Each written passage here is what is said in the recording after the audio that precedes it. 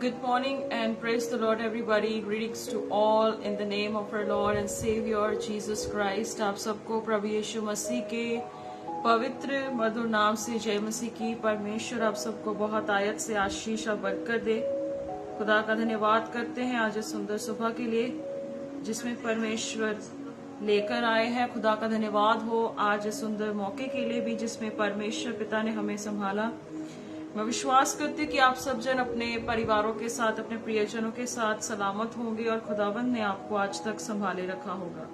सो आज अगर मेरी वॉइस क्लियर है, वीडियो क्लियर है, एक मैसेज जरूर डाल दीजिएगा ताकि जो है हम परमेश्वर के पवित्र शास्त्र से बहुत सारी बातों को सीख सकें। और मेरा विश्वास है कि आज आप प्रभु के वचन से बहुत अद्भुत बातों को सीखने जा रहे हैं, क्योंकि आज का वचन हम जानते परमेश्वर का हर बार जो वचन होता है वो तसल्ली का वचन होता है। परमेश्वर का जो वचन है वो दो धारी तलवार है, गूंदे गूंदे को काटती है, हमें बनाती है।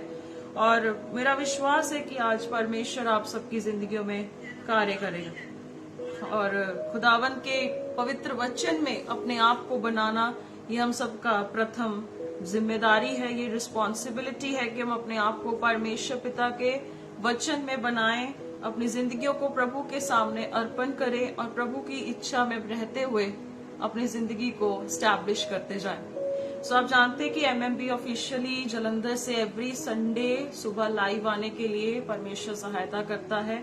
खुदावन संभाल के रखते हैं और एवरी संडे सुबह 10 से 10:30 के बीच में मैं आती हूँ परमेश्वर के वचन से बातों को सिखाने के लिए और आगे तक लेके जाने के लिए। परमेश्वर की ये दया है, उन्होंने मुझे आज तक संभाले रखा। और कलाम कहता है कि जो अच्छा काम हमें शुरू किया गया है वो परमेश्वर अपने आने तक उसे पूरा करेंगे, पुख्ता करेंगे, उसे पूरा करेंगे, क्योंकि हम जानते हैं कि हम अपनी शक्ति से, अपनी कैपेबिलिटी से कोई भी काम को अकम्प्लिश नहीं कर सकते। हम अपनी ताकत से कभी भी कोई काम को पूरा नहीं कर सकते, लेकिन परमेश्वर जो है वो विश्वास योग्य है। जो हम सबकी जिंदगियों में जिस काम को वो शुरू करते हैं वो अपने आने तक इसे पूरा करेंगे। अगर हम विश्वास योग्य निकलेंगे तभी परमेश्वर हमारी जिंदगी में भी वो पूरा कार्य करेंगे जो कार्य उन्होंने हमारे लिए रखे हैं। सो हमें भी बहुत फेथफुल होने की जरूरत है। हम जितने भी लोग हैं परमेश्वर के शागिर्द कहलाते हैं या यीशु के चेले कहलाते हैं, हमारे अंदर भी विश्वास योग्यता होनी बहुत जरूरी है, क्योंकि कलाम कहता है कि कोई भी परमेश्वर को पवित्रता के बिना नहीं देख सकता। सो आप सब जितने भी जन हैं अपने आप को तैयार करें, आज ज्यादा से ज्यादा इसे शेयर करें, बहुतों तक आज इसे वचन को लेकर जाएं। मैं चाहती हूँ कि खरी बातें, सच्ची बातें, परमेश्वर की बातें बहुत लोगों तक पहुंचे और कोई भी इससे वंचित ना रह सके। हम सबकी ये प्रार्थना है, ये दुआ है कि हर प्राण जिसमें प्रभु का वचन जाए, हर प्राणी जिसमें प्राण है वो यहोवा की उस्तत करे, परमेश्वर की महिमा करे। सो आप जानते हैं एवरी संडे में लाइव आती हूँ, औरों को भी इनवाइट करा करें कि परमेश्वर की खरी बातों को वो सीखे, परमेश्वर के पवित्र वचन से वो सारी बातें सीखे जो परमेश्वर पिता ने उनके लिए रखी हैं। उनको प्रभु जो है मजबूत करे, ताकत दे, तसल्ली दे और परमेश्वर के राज्य के लिए वो भी अपने आप को तैयार कर सकें। हमें ऐसा हियाव और ऐसी हिम्मत रखनी होगी कि परमेश्वर की शास्त्र की बातों को बड़ी हिम्मत से लोगों तक लेकर जाएं और बहुत दलेरी से परमेश्वर के सामने हर बात को रखें। सो आइए हम सब जो है प्रभु के वचन के बढ़ेंगे और प्रार्थना में जाएंगे। और मैं चाहती हूँ कि आप इसे ज्यादा से ज्यादा शेयर करें, लोगों तक ये बातों को आगे बढ़ाएं, शेयर करें और अच्छे से अच्छे वचनों को आगे तक लेकर जाएं। हम जानते हैं कि प्रभु के दास भी, पास्टर जी, डैनियल राज जी भी जो है प्रभु के वचन को बहुत खराई से बताते हैं।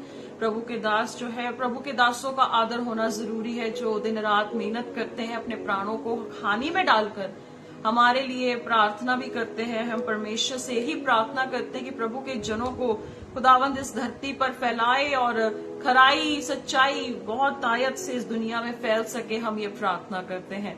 सो प्लीज आप अगर अच्छी चीजों को, खरी बातों को सीखना चाहते हैं, जरूर हमारे साथ जुड़े।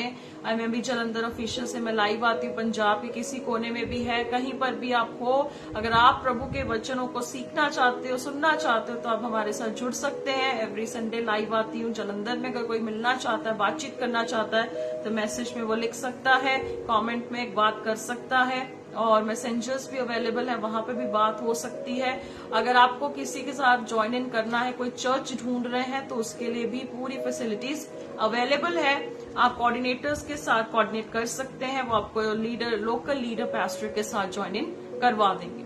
सो आइए प्रार्थना में जाएंगे, प्रभु के साथ अपने रिश्ते को और गहराई में बढ़ाते हुए धन्यवाद के साथ अपने सिरों को झुकाएंगे और प्रभु के वचन की ओर बढ़ेंगे। स्वर्गीय पिता सर्वशक्तिमान प्रभु जी, आदोनाय खुदावंद, हम आपको धन्यवाद करते हैं। प्रभु यीशु मसीह, आपका धन्यवाद, धन्यवाद और धन्यवाद।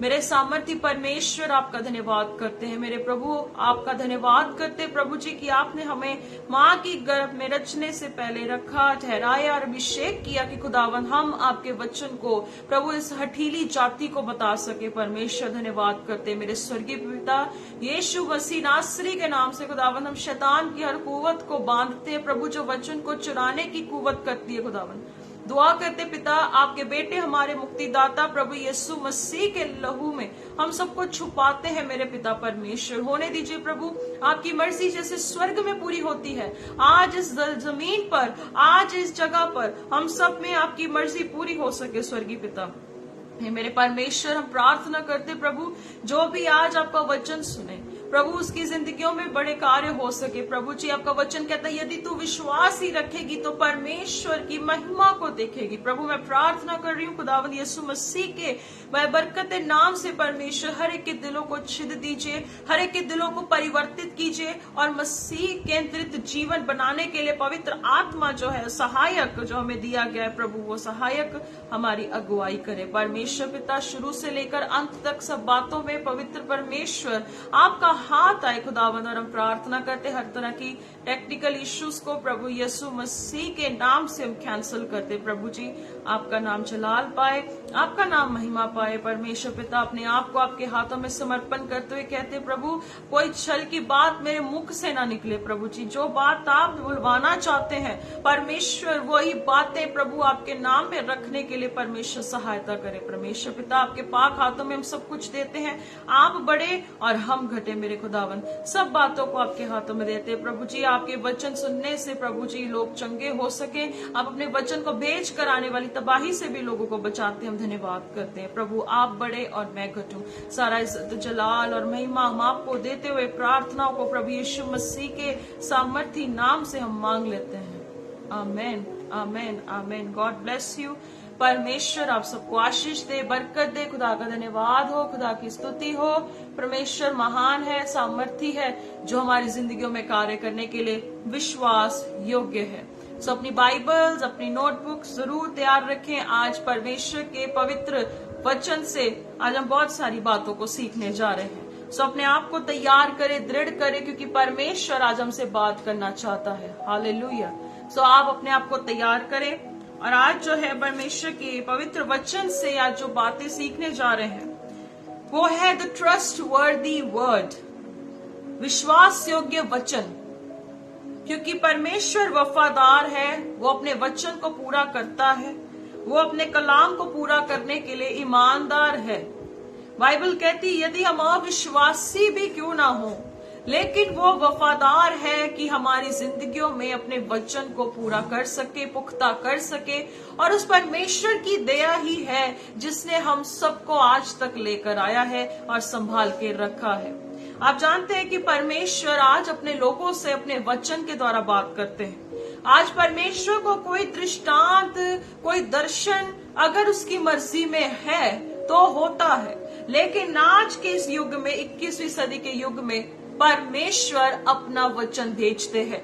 भजन संहिता 107 उसकी 20 नंबर में लिखा है कि परमेश्वर अपना वचन भेजता है और वो आने वाली तबाही से हमें बचा लेता है।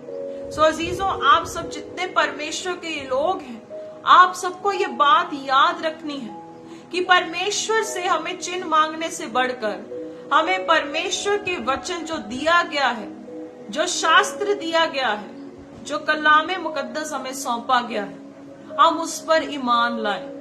यीशु ने कहा जो इस वचन पर विश्वास करता है कि मैं उसके लिए आया, मरा, गाड़ा गया और जिंदा हुआ, कलाम कहता है कि वो बचाया जाता है, उसका उद्धार निश्चित है, क्योंकि उसने परमेश्वर की होंद पर कलाम के द्वारा विश्वास किया दैट जीसस इज अलाइव, यीशु जिंदा है, खुदावन जिंदा है, और वो इस होंद पर विश्वास करता है क्योंकि उसने कलाम को पढ़ा और कलाम पर ईमान लाया और कलाम उसकी जिंदगी में जीवन लेकर आया और आशीष को लेकर आया। सो अजीजों, आप सबको, हम सबको ये समझना है कि परमेश्वर का वचन ही है जो जिंदगियों को बदलता है।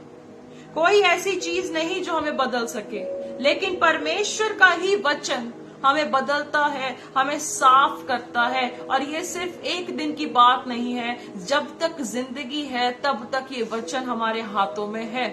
उसके बाद जब प्रभु के सामने खड़े होंगे, परमेश्वर के सामने खड़े होंगे, वो एक तेजोमय एक्सपीरियंस होगा, प्रकाशमान जो अनुभव होगा उन लोगों के लिए जो यीशु मसीह पर विश्वास करते हैं और जो उसके बुलाने पर ईमान रखते हैं कि वो हमें बुलाता है। हमारे परमेश्वर हमें क्या है, बुलाकर हमें अपने साथ तैयार करता है। क्योंकि परमेश्वर ऐसा परमेश्वर नहीं कि जो आपको आपके हालात पर ऐसे ही छोड़ दे। वो इतना विश्वास योग्य है, तो उससे दुगना हमारा ईमान भी कितना जरूरी है कि हमारा विश्वास भी प्रभु में बढ़ता जाए। सो कलाम में देखेंगे दूसरा पत्रस उसकी 1 बाब और उसकी 16 से 21 नंबर आयत। 2 पीटर चैप्टर 1 वर्स 16 to 21। वहां पर पहली आयत में लिखा है, कहता, क्योंकि जब हमने तुम्हें अपने प्रभु यीशु मसीह की सामर्थ का और आगमन का समाचार दिया था, तो वह चतुराई से गढ़ी हुई कहानियों का अनुकरण नहीं था, वरन हमने आप ही उसके प्रताप को देखा था। यहाँ पर फर्स्ट पॉइंट लिखा है, कहता कि जब हमने प्रभु यीशु की सामर्थ और उसके आगमन का समाचार दिया। यहाँ पर ये नहीं कहता है कि बस भविष्यवाणियों का समाचार दिया, कहता उसके आने का समाचार दिया, पर प्लस एक पॉइंट लिखता है कि उसकी सामर्थ का और उसके आगमन का समाचार दिया। आगे कहता है कि हमने अपनी चालाकियों से नहीं दिया, हमने अपने शब्दों को बदल कर नहीं दिया, कहता जो हमने उसके प्रताप को देखा, हमने उसके रूप को देखा, कहता ऐसा हमने पाया, वो ऐसा ही हमने यीशु को जैसे देखा था वैसा ही परमेश्वर को बताया कि वो है और वो कैसा है और उसका कार्य क्या है और वो कैसे लोगों की जिंदगियों को बदलता है। कहता हमने कोई कहानी नहीं गढ़ी, पर कहता यहाँ पर लिखा है कि यीशु मसीह की सामर्थ और उसके आगमन का जो समाचार दिया था, हमने गुड न्यूज दी थी कि यीशु मसीह आने वाला है, वो मसीहा आने वाला है, कहता उसका समाचार दिया। पर वहां एक बहुत अच्छा लिखा है, कहता चतुराई से गढ़ी हुई बातें नहीं बोली, हमने चालाकियां नहीं चली, हमने बहुत अच्छे खूबसूरत शब्द नहीं बोले, कहता जैसा देखा वैसा बयान किया है। आपने यीशु को आज कैसे रूप में देखा है? आपने यीशु मसीह को क्या एक व्यक्ति में देखा? क्या यीशु मसीह को ऐसा बना दिया कि बस वो इतनी सीमा तक है और उससे आगे नहीं? नहीं अजीजों, आप जैसे यीशु मसीह को अनुभव करते हो, आप वैसा ही उसे बयान करो, क्योंकि हर एक व्यक्ति की जिंदगी में अलग अलग अनुभव है, अलग अलग एक्सपीरियंस है, अलग अलग टेस्टिमनीज है, अलग अलग पेशे से वो परमेश्वर जो है लोगों की जिंदगियों में काम करता है। हमारे लिए ये जरूरी नहीं है कि जैसा व्यक्ति हमें सिखाए हम वैसा ही यीशु बयान करें। आप यीशु मसीह को कैसे अनुभव रेगुलर करते हो, आप लोगों को वैसा एक्सप्रेस करो, लोगों को वैसा सिखाओ, ताकि जो आपके प्रचार में मिलावट ना पाई जाए, आपकी बातों में मिलावट ना पाई जाए। क्योंकि हम जानते हैं कोई भी जो मिलावटी चीज है उसकी पहचान जल्दी हो जाती, पर जो असली चीज होता है उसे परखना बहुत मुश्किल है और उसे ढूंढना भी मुश्किल हो जाता है, उसमें से दोष पाना भी बहुत मुश्किल हो जाता है। तो ऐसा ही पहला पॉइंट है कि हमें जैसा मसीहा दिखता है, हम अपनी लाइफ में जैसे जीते हैं यीशु के साथ, हमें वैसा ही लोगों को बताना चाहिए कि यीशु कैसा है।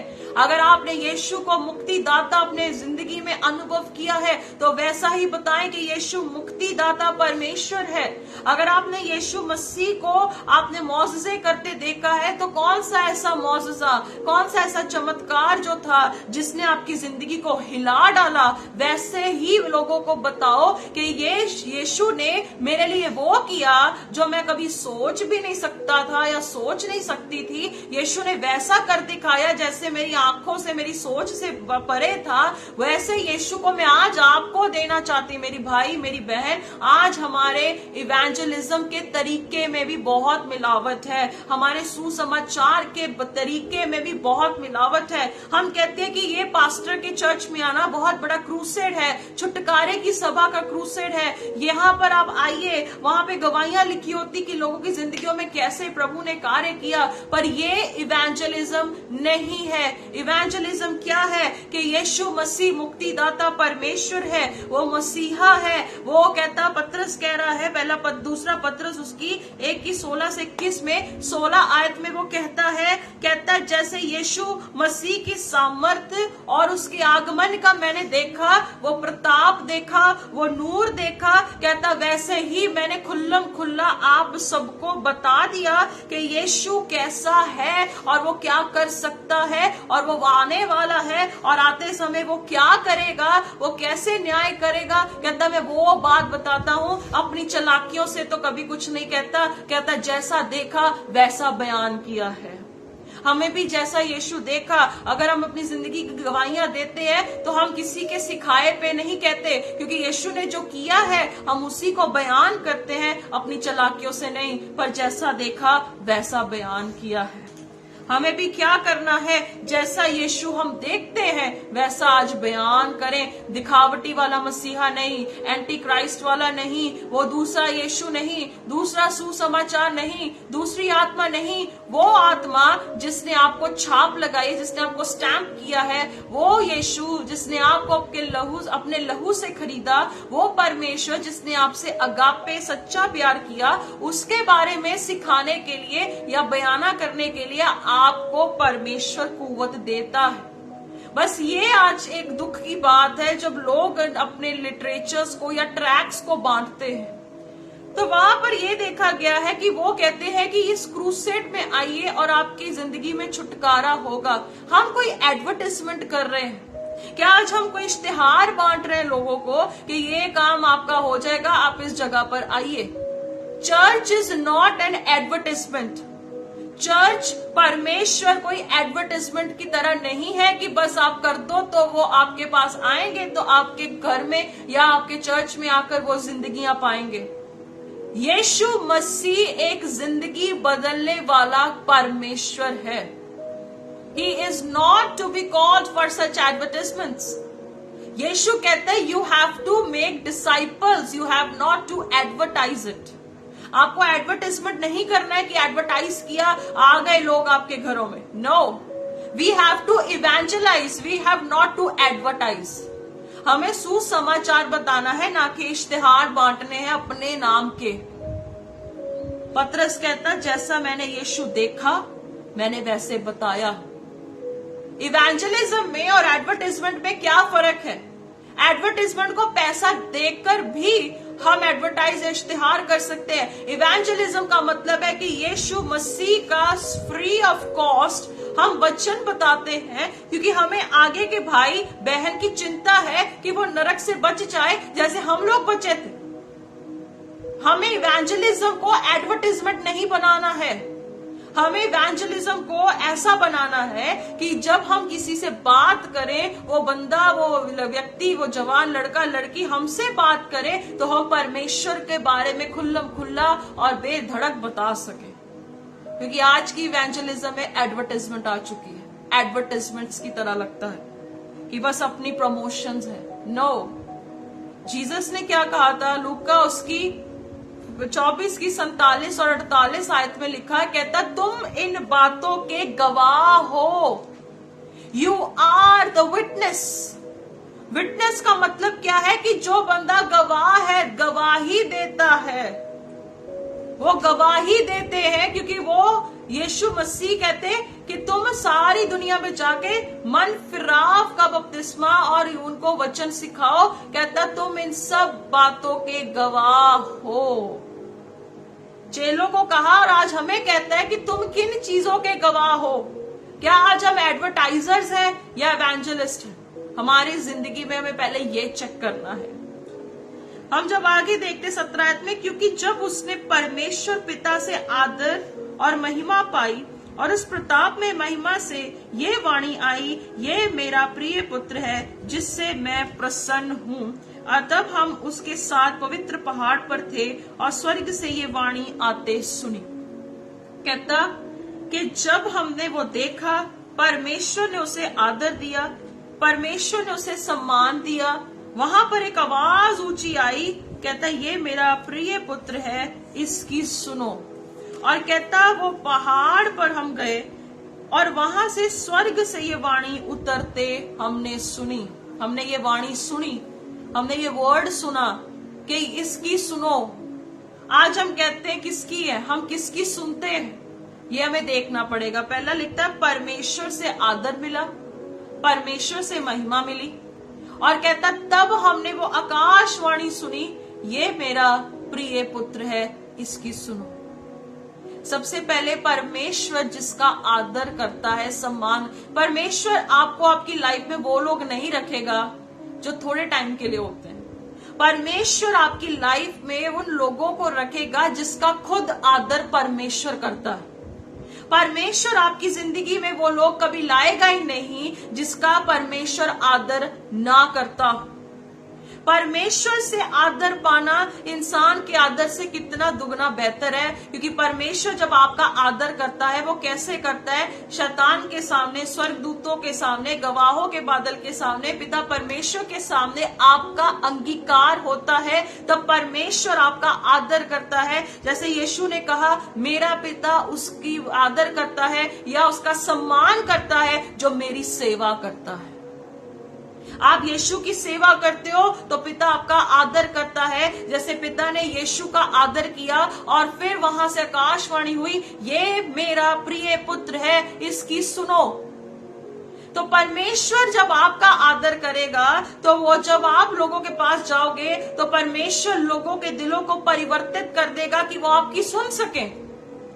कई लोग कहते हैं कि बहुत सारे लोग मेरी सुनते नहीं है, बहुत सारे लोग मेरी बातों पर ध्यान नहीं देते, मैं इतनी मेहनत करती हूँ, लोग सुनते नहीं है। आपको फिर से रीचेक करना होगा, अपनी लाइफ को दोबारा से चेक करो कि आपकी लाइफ में कहाँ आपका दर्शन खो रहा है, कहाँ आप गुम हो रहे हो, या कौन सी ऐसी बातें जो आपकी लाइफ को खराब कर रही हैं। और फिर से प्रभु के सामने को, परमेश्वर मैं जानती हूँ जो कलाम आप सुनाते हैं, प्रभु जो आपका कलाम बताता है कि जो आपकी बात मानता है वो आदर के योग्य है। प्रभु अगर मेरी जिंदगी में कोई ऐसी बातें हैं जिसके कारण आप निरादर पा रहे हैं, प्रभु उसे मेरी जिंदगी से दूर करिए, मुझे क्रिएट कीजिए, ताकि प्रभु जी जब मैं लोगों के पास जाऊं तो आपकी आत्मा के द्वारा उनके दिल छिद सके और वो लोग भी आपकी आवाज को सुन सके, क्योंकि बोलने वाला मैं नहीं पर बोलने वाले आप है। प्रभु आप ताकत दें कि मैं वो बोल सकूं जो आप बोलवाना मुझसे चाहते हैं। And God will work for you. परमेश्वर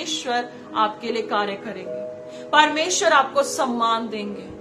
बस हमें सम्मान इंसान से बढ़कर परमेश्वर से पाना है। जब हम देखते हैं वचन में से मरकुस रचित सुसमाचार, book of Mark chapter 9 verse 2 to 13, वहां पर हम देखेंगे 6 दिन के बाद जब यीशु मसीह का रूपांतर हुआ, जब उनका रूप बदला, कलाम कहता है कि वो एकांत में पहाड़ पर गए, वो अकेले चले गए। वहां पर लिखा है, वहां उनके सामने उसका रूप बदल गया। किसके सामने बदला? पतरस के सामने, उनके चेलों के, पतरस, याकूब, यूहन्ना, उनके सामने रूप बदला। और वहां पर लिखा है 6 दिन बीतने पर पतरस और याकूब और यूहन्ना यीशु के साथ चले गए। और जब वो गए तो एकांत में वो प्रार्थना करने लगे। और कलाम कहता है कि यीशु मसीह का जो फेस था वो तेजोमय हो गया, लाइट बहुत ज्यादा हो गई, एंड ही वाज शाइनिंग, वो बहुत शाइनिंग फेस था। और उसका वस्त्र ऐसा चमकने लगा और यहाँ तक उज्जवल हुआ कि पृथ्वी पर कोई धोबी भी वैसा उज्जवल नहीं कर सकता। कहते हैं इतना प्रचलित हो गए, इतना उनका रूप बढ़ा, इतना ज्यादा वो चमकीले कपड़े थे उनके कि जैसे कोई वॉशिंग करने वाला व्यक्ति या धोबी घाट होता है वैसे भी वो कपड़े साफ या श्वेत नहीं कर सकते थे जैसे यीशु के वस्त्र हो गए। हम जानते हैं कि यहोवा परमेश्वर प्रभु यीशु मसीह के रूप में आए थे और वो खुद परमेश्वर था जो इतना तेजोमय था, तो उसने अपनी महिमा प्रकट करनी थी, इसीलिए उसने ऐसे कार्य को प्रकट किया, ऐसे कार्य को जाहिर किया और परमेश्वर ने उनकी जिंदगियों में अद्भुत कार्य किया। और कहता कि वह उन्हें मूसा के साथ एलिया दिखाई दिया, वह यीशु के साथ बातें करते थे, वो जीसस के साथ बातचीत कर रहे थे। यहाँ पर फिर 5वीं आयत में मरकुस 9:5 में लिखता है, इस पर पतरस ने यीशु से कहा, हे रब्बी हमारा यहाँ रहना अच्छा है। कहता हम यहाँ पर रह रहे हैं, हमारे लिए यहाँ रहना अच्छा है। उसने ये कहा कि प्रभु हमारा यहाँ रहना अच्छा है। हम लोग क्या जब परमेश्वर की हजूरी में बैठते हैं तो हम ये कहते हैं कि प्रभु हमारा यहाँ बैठना अच्छा है, क्योंकि बाप बेटा पाक रूह तीनों हमारे साथ होते हैं, हमारे मध्य में होते हैं। यहाँ पर यीशु मूसा एलिया बातचीत कर रहे हैं। अगर हम अपने आप को एकांत में प्रार्थना में लेकर जाते हैं, जब बाप बेटा पाक रूह तीनों एक साथ होते हैं, तो हम प्रभु से कहते हैं कि प्रभु हमारा यहाँ रहना अच्छा है, हमारा यहाँ प्रार्थना करना अच्छा है, हमारा यहाँ प्रार्थना के साथ बंदगी करना अच्छा है, प्रभु आपके साथ बैठना मनोहर है। आज लोगों को जल्दबाजी होती कि कब प्रार्थना खत्म हो। अभी भी कुछ लोग ऐसे होंगे जल्दी जल्दी ये सरमन खत्म हो जाए और हम लोग अपने कामों में लग जाएं। जब खरी बात होती है तो खरी बातों में हमें ये सीखना चाहिए कि प्रभु तेरी बातें अच्छी हैं, क्योंकि फिलिपियोस की 4:8 से 9 में लिखा है, जो जो बातें अच्छी हैं, जो जो बातें सच्ची हैं, जो जो बातें मनोहर है, हमें उस पर ध्यान देना है, हमें उस पर कंसंट्रेशन देनी है, हमें उस पर लगातार मनन करना है। पतरस ने कहा, प्रभु हमारा यहाँ रहना अच्छा है। कहता हम मंडप बनाते हैं, एक तेरे लिए बनाते हैं, एक एलिया के लिए बनाते हैं, एक मूसा के लिए बनाते हैं। अजीजों, मैं आपको एक बात कहना चाहती हूँ, आज बहुत से कम लोग हैं जो ऐसी खोज में रहते हैं। आज बहुत से ऐसे कम लोग हैं जो सच में परमेश्वर के साथ बहुत गहरे रिश्ते में हैं। उनकी आबादी बहुत कम पाई जा रही है जो खुदावंद यीशु मसीह के साथ ऐसे गहरे रिश्ते या संबंध में। पर हम धन्यवाद करते हैं पवित्र आत्मा का, जिसके कारण हम यीशु के करीब आ सकते हैं, हम यीशु से बात कर सकते हैं, उनके साथ बैठ सकते हैं, हम उनके साथ वो सब कुछ शेयर कर सकते हैं पवित्र आत्मा के द्वारा। यहाँ पर जब मरकुस 9:5 मुझे बड़ा अच्छा लगा, इस पर पतरस ने यीशु मसीह से कहा, हमारा यहाँ रहना अच्छा है, प्रभु हमारा यहाँ रहना अच्छा है। कहता क्या कहते हैं, तंबू बनाते हैं, मंडप बनाते हैं, हम यहाँ पर तेरे लिए बना रहे हैं, एक मूसा के लिए बना रहे हैं और एक एलिया। आज ऐसे ही लोग पाए जा रहे हैं जो परमेश्वर को ऐसे चर्चेस में रखते हैं कि हम प्रभु के नाम से बहुत बड़ी चर्च को बना रहे हैं और वहां प्रभु आता है और प्रभु बैठता है। पर अजीजों, आपको पता है कि परमेश्वर ने एक बात कही, 6 आयत में क्या लिखा है, क्योंकि वह ना जानता था कि क्या उत्तर दे, इसीलिए कि वह बहुत डर गए थे। पर 7 आयत में एक वचन लिखता है, तब एक बादल ने उन्हें छा लिया और उससे बादल ने ये शब्द निकला, ये मेरा प्रिय पुत्र है, इसकी सुनो। आज पतरस की तरह हम ये तो कहते हैं कि प्रभु चर्च में जाना बहुत अच्छा लगता है, चर्च आपके नाम से बन रही है, हम परमेश्वर के वो तंबू को बना रहे हैं, हम प्रभु का पवित्र घर बना रहे हैं, हम परमेश्वर के सिंहासन को अपने चर्च में लगता देखते हैं। ऐसे ही पतरस की तरह आज बहुत सारे लोग कहते हैं, प्रभु हम तेरे लिए घर तैयार कर रहे हैं, प्रभु हम तो चर्च तैयार कर रहे हैं, हम तो संगति के लिए बैठने का अच्छा स्थान तैयार कर रहे हैं, हम तो प्रभु आपके नाम से बहुत कुछ कर रहे हैं। पर बाइबल कहती है कि उन्हें ये नहीं पता कि वो क्या कर रहे हैं। आज बहुत सारे लोगों को ये नहीं पता है कि आप अगर किसी का गला घोट कर पैसे लेकर किसी जगह को तैयार कर रहे हो, क्या ये परमेश्वर की खुशी है? अगर आप किसी के कर्जे उठाकर अपने खत्तों को भर रहे हो, क्या ये अच्छी बात है? अगर कोई व्यक्ति लोन उठाकर आपके चर्च बनाने के लिए बीज बोता है, क्या वो अच्छी बात है? कलाम कहता है कि पतरस ने ये बात कही थी कि हम मंडप बनाते, क्योंकि उसे पता नहीं था कि वो क्या कर रहा है। पर बादल आया, बादल मतलब कि परमेश्वर ने उनको घेरा और उन्हें एक बात कही, कहते यीशु की सुनो, जीसस की सुनो। वो क्या कहता है पहले वो सुनो। क्या यीशु मसीह आपको कहता है कि ये बड़ा बीज बो तो ये कलीसिया तैयार करो? क्या यीशु मसीह आपको कहता है कि बेटे इसे दो तो आपको वो क्या है बिजनेस माइंड से अगर आप किसी को दान भी देते हो, तो मैं कहना चाहती हूँ कि बिजनेस माइंड के साथ जो बंदा पैसा देता है प्रभु के घर के लिए, परमेश्वर उसे कुछ नहीं देता, उसे कुछ नहीं मिलेगा। क्योंकि कलाम कहता है कि जो खुशी से देता है परमेश्वर खुश होता है उस बंदे से, वो खुश होता है उस व्यक्ति से। आज कलीसिया के विश्वासियों में खासकर आपसे बात करना चाहती हूं। आज आप अपने गले घोट कर ऐसे अगुओं को पैसे मत दो जो अपने घरों को तैयार कर रहे हैं, अपने मंडप को, अपने तंबुओं को तैयार कर रहे हैं, और आप वहां जाकर कहते हैं कि अनॉइंटेड स्टेज है या मस्सा की हुई जगह है, फिर वहां पे चक्कर लगाते हैं, फिर वहां पे गिरते हैं, कुछ करते हैं, ऐसी एक्टिविटीज करते हैं। बाइबल ऐसा कुछ अलाउ नहीं करती है। जब परमेश्वर ने कहा कि मेरे पुत्र की सुनो, तो आज आपकी आंखें और आपके कान कहां लगे हैं कि इंसान को सुनो, ना कि यीशु को सुनो। क्या यीशु मसीह आपको कहता है कि अपना गला घोट कर दान दो?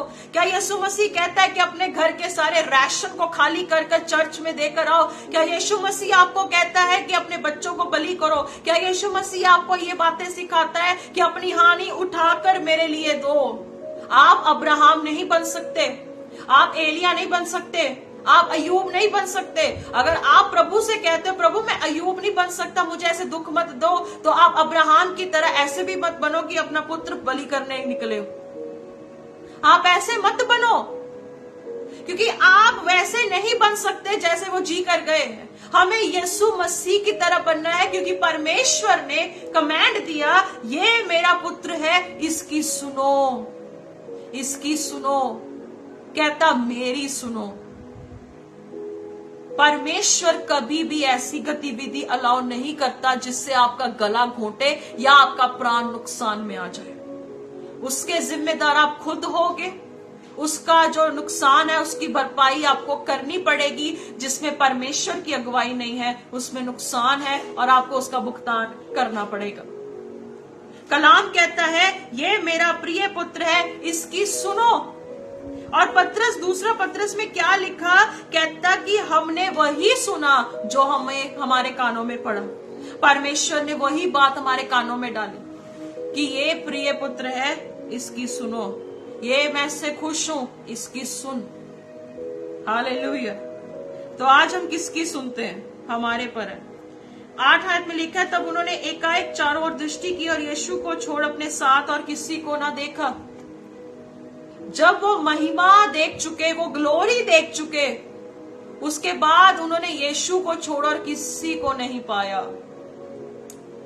आपको मैं बताना चाहती हूं, आपको एंजल विजिटेशन की जरूरत नहीं है कि एंजल्स आएंगे, विजिट करेंगे, या आपको इल्यूशन में गलत इल्यूशंस बनाकर एंजल्स दिखेंगे। नो, कहता यीशु उनके साथ था और कोई भी नहीं था। आप और यीशु मसीह एक टीम हो। आप एक टीम बन के काम करो। आपको ऑलरेडी हेल्पर मिल चुका है, उसके साथ काम करो। परमेश्वर आपको वो लोग भी देगा जो यीशु के साथ चलते होंगे। बट द क्वेश्चन इज, क्या आप तंबू बनाने में लगे हो या यीशु मसीह को सुनने में लगे हो? आप क्या अपना तंबू बना रहे हो या मसीह का तंबू बना रहे हो? मसीह का तंबू कौन है? मसीह का तंबू कलीसिया है। क्या कलीसिया को तैयार कर रहे हो या अपना तैयार कर रहे हो? This is a very great question. आगे जब हम पढ़ते हैं 19 आयत में, वहां पर लिखा है, जब हमने मरकुस 9:7 में पढ़ा, एक बहुत बड़ी आवाज आई कि ये मेरा प्रिय पुत्र है, इसकी सुनो। आज कलीसिया आप मेरी नहीं सुन रहे हो, आप यीशु की आवाज सुन रहे हो, क्योंकि हम तो वही बोलेंगे जो मसीहा हमसे चाहता है कि हम बोल सके। और फिर जब हम वही वचन पढ़ते हैं यीशु मसीह के बारे में, लूका रचित सुसमाचार उसकी 6 बाब और उसकी 46 नंबर आयत, लूक चैप्टर 6 वर्स 46। जब हम यीशु मसीह की सुनते हैं तो हम कैसे बनते हैं, हम देखेंगे। यीशु मसीह का वचन कहता है, जब तुम मेरा कहना ही नहीं मानते, तुम मेरी बात ही नहीं मानते हो, तो हे प्रभु क्यों करते हो। कहता तुम मेरी बात नहीं सुनते तो हे प्रभु कहते हो। आगे लिखता है 47 में, जो कोई मेरे पास आता है, पहला point, the one who comes to me, जो मेरे पास आता है। नंबर 2, और मेरी बातें सुनकर उन्हें मानता है, वो कैसा है, वह उस मनुष्य के समान है जिसने अब घर बनाने समय भूमि गहरी खोद कर चट्टान पर नींव डाली। कहता वो बंदा कैसा है जो यीशु मसीह के पास आता है। फर्स्ट पॉइंट है, वो पहले धरती को खोदता है, खोद कर उसमें गहरी नींव डालता है, और जब बाढ़ आई तो धारा उस घर पर लगी, परंतु उसे हिला ना सकी क्योंकि वह पक्का बना था। जब पतरस ने यीशु की आवाज सुनी तो वो पतरस क्या बना, ऐसा बना कि सलीब पर उल्टा लटक कर मर गया। उसने कहा कि मैं यीशु मसीह के लिए सलीब पर उल्टा मरना चाहूंगा, कि मैं अपने स्वामी के पैरों को चूम कर मरूं, कि उसने भी मेरे लिए जान दी थी। जो बंदा यीशु मसीह में होता है वो ऐसी चट्टान बन जाता है, चाहे लहर आए, तूफान आए, कुछ भी आए, वो कभी भी डगमगाएगा नहीं। आज जो मुझे सुन रहा है, आपको अपनी हिम्मत बढ़ानी है और प्रभु का धन्यवाद करना है, क्योंकि आप जिसके पास आए हो वो आपको चट्टान की तरह देखता है। वो आपको रेत पर नहीं देखता, वो आपको चट्टान देखता है, क्योंकि वो खुद बहुत बड़ी चट्टान है, और निश्चय उसके पीछे चलने वाले लोग भी वैसी चट्टान की नाई दृढ़ होंगे, और परमेश्वर चट्टानों को खोद कर आपके लिए रास्ते खोल देगा। वचन में लिखा है, कहता मैं सूखी भूमि पर भी बारिश का, मैं कहता फसल उगाने की भी ताकत रखता हूं। कहता चट्टान खोदकर मैं तेरे लिए रास्ता तैयार करूंगा। जब हम किसी से प्रेम करते हैं तो हम उसके लिए हर नामुमकिन चीज को मुमकिन करते हैं। ऐसे ही परमेश्वर से जो प्यार रखेगा उसके लिए सब कुछ पॉसिबल किया जाएगा। परंतु जो सुनकर नहीं मानता वह उस मनुष्य के समान है जिसने मिट्टी पर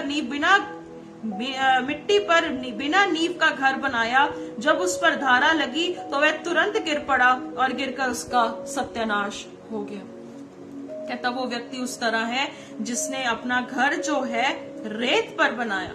थोड़ा सा दुख आता है और वो हिल जाते हैं, थोड़ा सा कष्ट आता है वो हिल जाते हैं।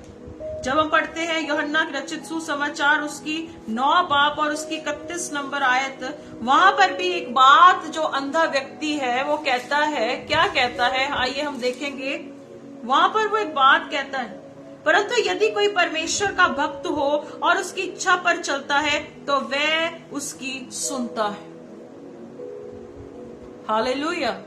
कहता जो परमेश्वर का भक्त है और जो उसकी इच्छा पर चलता है, कलाम कहता है परमेश्वर उसकी सुनता है, परमेश्वर उस पर गौर करता है। तो जो यस्सु की बात सुनता है परमेश्वर उसकी सुनता है। हालेलुया, क्या बात है। जो यस्सु की सुनता है यस्सु उसकी सुनता है। जब बच्चे माँ बाप की बात मानेंगे तो माँ बाप भी बच्चे की बात सुनेंगे। जब बच्चा ही माँ बाप की बात नहीं सुनेगा, अगर बच्चा अपने माँ बाप के सामने कोई बात रखेगा या कुछ रखेगा, माँ बाप नहीं सुनेंगे, कहेगा जब तक तू मेरी नहीं सुनता मैं तेरी क्यों सुनूं। ऐसा ही होता है जब एक परमेश्वर, जो बाइबल आपको दी गई है, जिस परमेश्वर ने अपना कलाम आपको दिया है, आप उसकी नहीं सुनते हो तो क्या भरोसे से आप उसके पास जाकर कहते हो कि तू मेरी सुन। वो एक बात कहेगा, जब तक तू मेरी नहीं सुनता मैं तेरी भी नहीं सुनता।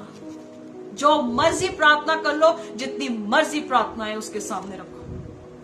कहता जो उसे पुकारता अर्थात सच्चाई से पुकारता है परमेश्वर उनके निकट रहता है। यशाया उसकी 66 उसकी 3 वर्स बहुत खूबसूरत है। कहता मैं नम्र लोगों के साथ रहता हूं, मैं हम्बल लोगों के साथ, मैं नम्र लोगों के साथ बैठता उठता और बातचीत करता। हालेलुया। इसी तरह जब हम आगे बातों को पढ़ते हैं, जो परमेश्वर की इच्छा पर चलता है परमेश्वर उसकी सुनता है। तो कलीसिया, अगर आप चाहते हो कि यीशु मसीह आपकी हर प्रार्थना सुने, अगर उसकी इच्छा में आप कुछ मांगते हो तो प्रभु सुने, सबसे पहले आपको उसकी सुननी पड़ेगी जो वो कहता है। हालेलुया। कहता वो मेरा पुत्र है, उसकी सुनो, उसकी बात पर गौर करो। आगे 19:7 में देखते हैं, हमारे पास जो भविष्यवक्ताओं का वचन है वह इस घटना से दृढ़ ठहरा। तुम ये अच्छा करते हो जो ये समझकर उस पर ध्यान करते हो कि वह एक दिया है जो अंधियारे स्थान में उस समय तक प्रकाश देता रहता है जब तक कि पौ ना फटे और भोर का तारा तुम्हारे हृदयों में ना चमक उठे। पहला पॉइंट लिखता है, कहता भविष्यवक्ताओं का जो वचन है, कहता इस घटना से दृढ़ ठहरा। प्रभु यीशु मसीह के जन्म से जेनेसिस जब हम पढ़ते हैं उत्पत्ति की पुस्तक, उसकी जो 3 बाब और उसकी जो 15 नंबर आयत से लेकर मलाकी उसकी 4 की आखिरी आयत तक प्रभु यीशु मसीह के भविष्यवाणियों की बातों को एक एक करके लिखा गया। कहता इन्हीं भविष्यवाणियों के वचन से ये दृढ़ ठहरा, क्योंकि न्यू टेस्टामेंट में जीसस ने हर एक चीज को पुख्ता पूरा किया। कहता इसी भविष्यवाणियों के पुस्तक से क्या रहा, सब कुछ दृढ़ रहा, सब कुछ स्थिर रहा। और इसीलिए परमेश्वर ने भी हर एक चीज को हमारे लिए पुख्ता किया। कैसे किया? जब यीशु मसीह हमारे बीच में आया, उसने डेरा लगाया, और डेरा ही नहीं लगाया, वो जो था हमारे साथ रहकर उसने मसीहा बनकर हमारी जिंदगियों को बचाया। कहता ये भविष्यवाणियों का वचन है जो कहता दृढ़ करता है। कहता तुम अच्छा करते हो, आगे अंडरलाइन कर सकते हो, ये समझकर उस पर ध्यान करते हो। कहता आप एक बात पर ध्यान करते हो। कहता तुम इन बातों को जब पढ़ते हो तो ध्यान करते हो। कैसे करते हो? वो एक दिए की तरह जो अंधेरे में चमकता है। कहता वो ऐसा दीवट है जो अंधेरे में चमकता है। जब हम पढ़ते हैं इब्रानियों का खत उसकी 2 बाब और उसकी 1 नंबर आयत में परमेश्वर का वचन कहता है, इस कारण चाहिए कि हम उन बातों पर जो हमने सुनी है और भी मन लगाएं, ऐसा ना हो कि बहक कर उनसे दूर चले जाए। बहुत सारे लोग बहक कर चले गए, कईयों ने गुड बाय किया, कईयों ने सलाम कहकर हमसे दूरी बनाई, या कैसे भी किया, whatever is the reason, या कैसे भी क्या है। कहता जो बातें तुम्हें दी गई हैं उस पर और मन लगाओ, कहता और दिल लगाओ। और यीशु मसीह क्या है? जगत की ज्योति है। यूहन्ना 8:12 में लिखा, मैं जगत का नूर हूं, जो मेरे पीछे आएगा वो कभी अंधेरे में चल ही नहीं सकता। कहता परमेश्वर का वचन ऐसा दिया आपके लिए बना जो अंधेरे समय में उस समय तक प्रकाश देता रहता है जब तक के पौ ना फटे। मतलब जब तक यीशु मसीह ना आ जाए तब तक ये वचन रोशनी देता रहेगा, ये अंधेरा चमकता, ये अंधेरे में चमकता रहेगा। और भोर का तुम्हारे हृदय में ना चमक उठे। हमारी जिंदगियों में ये जो बातें पूरी हुई, ये बातें पूरी हुई। कहता एंटी क्राइस्ट तक ये बातें बनी रहेंगी, ये चमकता रहेगा। ये ऐसा दिया है जो बुझने वाला नहीं है। यीशु जब आएगा तो वो जगत की ज्योति बनकर खुद प्रकाशवान होकर हमारे बीच में होगा। And we will be with him, हम उसके साथ होंगे, क्योंकि हमने उसकी भविष्यवाणियों की बातों को तुच्छ नहीं जाना। जब हम पढ़ते हैं 2 कुरिन्थियों, बहुत खूबसूरत वर्स है वो, 2 Corinthians chapter 2:3, 2 कुरिन्थियों उसकी 3 बाब और उसकी 12 से 18 नंबर आयत में वचन लिखता है, इसीलिए ऐसी आशा रखकर हम याब के साथ बोलते हैं। आज मैं, आप, कोई भी हो, हम सब बड़े कॉन्फिडेंटली परमेश्वर की बातों को बोलते हैं। कहता हम याब के साथ बोलते हैं, मूसा के समान नहीं जिसने अपने मुंह पर पर्दा डाला था ताकि इजरायली उस घटना वाले तेज के अंत को ना देखें। आपको पता है मूसा ने अपने आंखों के, अपने चेहरे पर पर्दा रखा था। कईयों को ये नहीं पता कि वो पर्दा क्यों रखा।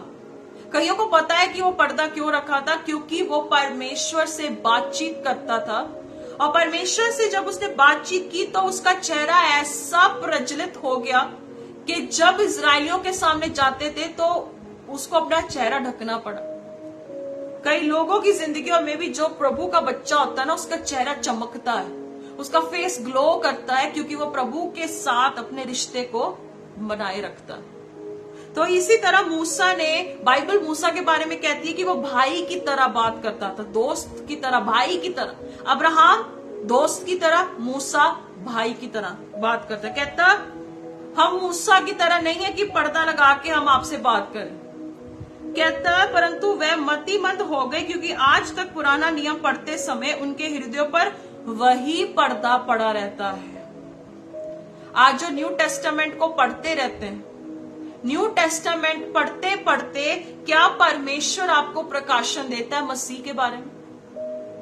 आप न्यू टेस्टामेंट, आज लोग दशमांश के बारे में सबसे ज्यादा ओल्ड टेस्टामेंट की बातें लेते हैं, जो समझदार को इशारा काफी है। न्यू टेस्टामेंट में सिर्फ एक कंडीशन दी गई है कि दिल से दो, खुशी से दो। ओल्ड टेस्टामेंट के उठाते कि कईयों ने दाल दान की, कईयों ने चावल दान किए, कईयों ने ये दान किया, कईयों ने वो दान किया, कईयों ने अपने खत्तों से दिया। कोई अब्राहम और मलिकिसिदक का वही ले लेते हैं कि उसने भी ऑफरिंग दी, उसने ये दिया। कहता पर्दा अभी भी दिल पे पड़ा है। जो ओल्ड टेस्टामेंट के रेफरेंसेस को यूज कर कर कर ऐसे करते हैं, कहता पर्दा पड़ा। वह मसीह में उठ जाता है। जब न्यू टेस्टामेंट में आते हो तो यीशु मसीह में वो पर्दा उठ गया। आज तक जब कभी मूसा की पुस्तक पढ़ी जाती है तो उनके हृदय पर पर्दा अभी भी पड़ा है, अभी भी वो पर्दा पड़ा है। आगे लिखता है परंतु, अब जब लिखा है परंतु जब कभी उनका हृदय प्रभु की ओर फिरेगा तब वह पर्दा उठ जाएगा। इसका मतलब चाहे विश्वासी भी है अजीजों, अगर आप एक टेस्टामेंट पर अटक गए हो तो आपकी आंखों पे पर्दा अभी भी पड़ा है। हम उसे इग्नोर नहीं करते ओल्ड टेस्टामेंट को, लेकिन कलाम कहता है कि उनके पर्दे अभी भी पड़े जब प्रभु मोड़ेगा। इसका मतलब हर विश्वासी भी प्रभु की ओर नहीं मुड़ेगा। कहता प्रभु की ओर मुड़ेगा तो उसका दिल खुल जाएगा। 17 आयत में लिखा है जहां कहीं प्रभु का आत्मा है वहां आजादी है। परंतु जब हम सबके उघाड़े चेहरे से प्रभु का प्रताप इस प्रकार प्रकट होता है, जिस प्रकार दर्पण में, तो प्रभु के द्वारा जो आत्मा है हम उसी तेजस्वी रूप में अंश अंश करके बदलते जाते। ये वर्ष चाहे अंडरलाइन कर लो या दिल में लिख लो या कहीं पर भी लिख लो, जो प्रभु का बच्चा होगा वो अंश अंश करके एवरी डे बदलता जाएगा, क्योंकि वहां पर पॉइंट लिखा है प्रभु जो आत्मा है, प्रभु जो आत्मा है तुम्हें अंश अंश करके बदलेगा। इसका मतलब अंदर बदलाव होगा, बाहर नहीं। सो इसीलिए हर एक चीज में परमेश्वर, प्रोफेसीज के बारे में हम 20 से 21 आयत पर गौर करने जा रहे हैं। लिखा है पर पहले ये जान लो कि पवित्र शास्त्र की कोई भी भविष्यवाणी किसी के अपने ही विचारधारा के आधार पर पूर्ण नहीं होती, क्योंकि कोई भी भविष्यवाणी मनुष्य की इच्छा से कभी नहीं हुई, पर भक्त जन पवित्र आत्मा के द्वारा उभारे जाकर परमेश्वर की ओर से बोलता। The first thing is prophecy. Prophecy कैसे होती? आमोस उसकी 3:7 में लिखा है परमेश्वर भविष्यवाणी के बिना कुछ नहीं करता, क्योंकि परमेश्वर क्या है? आने वाले वचन को बयान करता है। और 1 कुरिन्थियों उसकी 14:3 में लिखता है, कहता परमेश्वर की जो प्रोफेसी वर्ड है, प्रोफेटिकल वर्ड है, वो दूसरे को खड़ा करने के लिए होती है, आपको एनकरेज करने के लिए। और प्रोफेसी क्या है? Bible is the book of prophecy. पवित्र शास्त्र, कहता यहां लिखा है पवित्र शास्त्र कोई भी भविष्यवाणी किसी के अपने ही विचारधारा के आधार पर नहीं होती। पवित्र शास्त्र की कोई, अंडरलाइन कर लो, लिख लो, कहता पवित्र शास्त्र की कोई भी भविष्यवाणी। पहला पॉइंट आज प्रोफेसी पर मैं क्यों गौर करी, क्योंकि मैंने ऐसी स्टेटमेंट सुनी है जिससे मेरा दिमाग खराब हो गया कि ये लोग कर क्या रहे। पवित्र शास्त्र की कोई भी भविष्यवाणी अपने ही विचार पर नहीं होती। आमोस उसकी 3:7 में लिखता है, परमेश्वर कोई भी बात ऐसे ही नहीं कर देता जैसा इंसान चाहता है। और दूसरी बात, प्रोफेसी का मतलब क्या है कि जब प्रभु अपना मैसेज लोगों को देना चाहता है, और पतरस कहता है कि शास्त्र की कोई भी भविष्यवाणी ऐसे ही नहीं हो जाती। इसका मतलब बाइबल है असली भविष्यवाणी की किताब। ये है मेरी भविष्यवाणी की पुस्तक, ये है मेरी एक्चुअल प्रोफेटिकल बुक, जिसको पढ़ने से मुझे आने वाले समय तक का भी पता लग जाता है। प्रभु रेमा देता है। कई लोगों को रेमा लगता है कि रेमा प्रभु देता है, वो जरूर देता है, पर इससे बाहर वो कभी आपको रेमा नहीं देगा, वो इससे बाहर कभी आपको प्रोफेसी नहीं देगा। जब पढ़ते 1 कुरिन्थियों उसकी 13:2, आप लाख भविष्यवाणी कर लो, आप लाख प्रोफेसी कर लो, पौलुस कहता है अगर मैं प्यार नहीं करता तो मेरी प्रोफेसी भी बेकार है। अगर प्रोफेसी कर रहे हो कि आने वाले समय में ये होगा, वो होगा, ये होगा, वो होगा, प्यार नहीं करते हो तो क्या फायदा, क्योंकि परमेश्वर प्रेम है। God is love. परमेश्वर प्यार है। अगर प्यार ही ना करना आया तो भविष्यवाणियों का क्या फायदा। जब हम पढ़ते हैं मत्ती रचित सुसमाचार उसकी 7 बाब और उसकी 15 आयत में यीशु मसीह कहते हैं, झूठे भविष्यवक्ताओं से बचो, उनसे बचो, उनके पीछे मत जाओ, क्योंकि यीशु मसीह को भी पता था कि आने वाले समय में ऐसे प्रॉफिट्स आएंगे जो वचन से बाहर भविष्यवाणियां करेंगे। और पतरस कहता, कोई भी भविष्यवाणी किसी के अपने ही विचार के पर नहीं होती, कोई भी भविष्यवाणी मनुष्य की इच्छा से कभी नहीं हुई। प्रोफेसी कभी यीशु मसीह के बारे में अपनी इच्छा से किया गया? नहीं, परमेश्वर की इच्छा थी। जब हम पढ़ते हैं यूहन्ना उसकी 6 बाब उसकी 63 से 64, जॉन चैप्टर 6 वर्स 63 to 64, वहां लिखता है, आत्मा तो जीवनदायक है। यहां पर लिखा गया था कि परमेश्वर का आत्मा पर भक्तजन पवित्र आत्मा के द्वारा बात करता है, कहता आत्मा जीवनदायक है, शरीर से कुछ लाभ नहीं। जो बातें मैंने तुमसे कही है वह आत्मा है और जीवन भी है। यीशु मसीह जो प्रोफेटिकल वर्ड देते हैं वो जीवन है। यीशु मसीह जो बात कहते हैं वो आत्मा है। कहता, परंतु तुम में से कुछ ऐसे हैं जो विश्वास नहीं करते। अगर आज कहे कि जीसस ने आपके घर में बरकत देनी है, आपके घर में पैसा आएगा, आपके घर में सब कुछ आएगा, सब भूल जाएंगे। सब कहेंगे कि इस बंदे ने ये कहा है तो हो जाएगा। नो, यीशु मसीह कहते मेरी बातें आत्मा और जीवन देती है, पर तुम विश्वास नहीं करते। जिस भविष्यवाणी में आत्मा और जीवन नहीं है वो परमेश्वर से नहीं है। इसलिए इब्रानियों उसकी 1 बाब और उसकी 1:3 में लिखता है कि परमेश्वर ने पिछले समय में अपने नबियों के द्वारा प्रोफेटिकल वर्ड्स दिए, भविष्यवाणियों की बातें दी, और आज अंत के दिनों में आप पढ़ सकते हैं उस रेफरेंस को, वहां लिखा है अंत के दिनों में, वो वर्ड्स हम देखेंगे 3 आयत में लिखा है या 2 आयत में, इन अंतिम दिनों में हमसे पुत्र के द्वारा बातें की। इन लास्ट डेज में परमेश्वर कैसे बात कर रहा है? Through his son, means Bible. और परमेश्वर ने क्या कहा था? ये मेरा प्रिय पुत्र है, इसकी सुनो। तो आज अजीजों आप किसकी सुनते हो? पुराने टेस्टामेंट में, ओल्ड टेस्टामेंट में परमेश्वर भविष्यवाणियां कैसे देता था? पहला, लिखती में। कैसे लिखती में? जब मूसा ने इजरायलियों के साथ वाचा बांधनी थी, निर्गमन 31:18 में लिखा है, परमेश्वर ने इंस्ट्रक्शन दी और उसे लिखा गया, प्रोफेसी को लिखा गया, प्रोफेटिकली लिखा गया, लिखती में था। दूसरा है एंजल्स के थ्रू, दूतों के द्वारा, आई थिंक उल्टा हो गया, राइटिंग्स में एक्सोडस 31:18 में था कि जब मूसा ने उस वचन को लिखा, 10 कमांडमेंट्स को, जब एंजल्स के थ्रू हुआ तो वाचा जो बांधनी थी इजरायलियों के साथ, वहां लिखा है निर्गमन 34:27 में, जो है वहां पर लिखा गया था कि वहां पर इजराइल के साथ वाचा बांधी गई, तो वहां पर एंजल के थ्रू हुआ। तीसरा, दर्शनों के द्वारा, यशाया 1:1, हबकुक 1:1, परमेश्वर ने दर्शन के द्वारा भविष्यवाणियों की बातें दी। और रेवलेशन, प्रकाशिका के 10:17 में यीशु मसीह ने दर्शन दिखाया किसे? यूहन्ना को। कहता मैं आत्मा में भर गया और मैंने दर्शन पाया। तो आज के समय में परमेश्वर आज कैसे बात करता है? अपने शास्त्र से। 2 तिमोथियुस उसकी 3 पाप और उसकी 16 नंबर आयत में लिखता है कि परमेश्वर का वचन आत्मा की प्रेरणा से लिखा गया, और वो हमें करेक्ट करते हैं, वो हमें ठीक करते हैं, और साथ ही में क्या करते हैं, वो हमारी लाइफ को चेंज करते हैं। सो मेरे भाइयों बहनों, आप सब जितने जन हैं, आज आपने परमेश्वर के वचन को बहुत ही गहराई से सीखा, परमेश्वर के वचन को खराई से सुना, और आज आपको पता लगा कि परमेश्वर का वचन कैसे काम करता है, हाउ इट वर्क्स।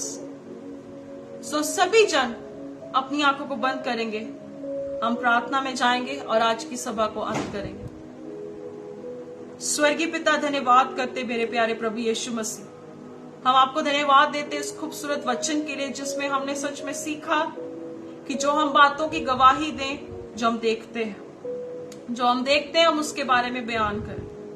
प्रभु यीशु मसीह जी, हम प्रार्थना करते कि आज हमारी ताकत, हमारी सामर्थ बने और हमारी कुवत बने कि प्रभु हम वो बातें बोल सके, वो बातें देख सके, या वो बातें हम लोगों को टेस्टिफाई करें, ताकि प्रभु आपकी महिमा, आपकी स्तुति निरंतर हमारे मुख से हो, और प्रभु हम वो कर सके जो आप चाहते हैं। पिता परमेश्वर, हम जानते हैं हम मनुष्य हैं, हम कमजोर पड़ जाते हैं, लेकिन प्रभु आप हमारे सहायक बने, आप हमारी ताकत बने, आप हमारी स्ट्रेंथ बने प्रभु जी, कि हम वो कार्य कर सकें जो कार्य आप हमारी जिंदगियों में होता देखना चाहते हैं। परमेश्वर पिता, धन्यवाद करते इस खूबसूरत वचन के लिए, जिसने हमें आज आत्मिक मन्ना दिया कि प्रभु जी हम वो बने जैसा आप चाहते हैं। हम आपके पुत्र की सुने, आपके पुत्र के जीवन देने वाली बातों को हम अपनी जिंदगियों में सुन सके। पिताजी, आपके पाक हाथों में सब कुछ देते हैं, निश्चय करुणा भलाई हमारे साथ बनेगी और हम यहोवा के धाम में वास करेंगे। पिता धन्यवाद करते हैं, हम सारा आदर महिमा आपको देते हैं, निश्चय आप बढ़े और हम घटे। सारी महिमा हम आपको देते हुए सारी प्रार्थनाओं को मांगकर दुआ करते प्रभु, जितने अजीजों ने आज वचन सुना, आने वाले समय में जो वचन सुने प्रभु, सबको आशीष बरकत देना, सबकी जरूरतें पूरी करना, अपना वचन भेजकर चंगा करना। प्रभु आपकी महिमा स्तुति निरंतर आपके लोगों की जिंदगियों में होती रहे। हम दुआ करते कि कोई भी अपनी परमेश्वर पिता आपके साथ दूर ना हो, आपके नजदीकी में, आपके प्रभु समीप आए, और परमेश्वर हर आशीष के वारिस बने, और किसी को किसी बात की कमी घटी ना हो। प्रभु सारी दुनिया में आप उन्हें श्रेष्ठ करें और आशीषित करें। प्रभु मैंने ब्लेस करती हूँ प्रभु, आपके नाम की महिमा, सारा आदर महिमा आपको देते हैं। सारी प्रार्थनाओं को प्रभु यीशु मसीह के सामर्थी नाम से मांग लेते हैं। Amen, amen, amen. God bless you. Thank you so much for joining today. और मुझे पता है बहुत सारे लोगों ने बहुत अच्छे कमेंट्स दिए, बहुत अच्छा फीडबैक दिया है, और प्रभु आप सबको बहुत आशीष दे, बरकत दे, और दुआओं में हम सबको याद रखना, और प्रभु के कार्य को आगे तक लेके जाना, और जो देखते हो उसकी गवाही देना, किसी इंसान पर नहीं पर परमेश्वर पर भरोसा रखना। God bless you.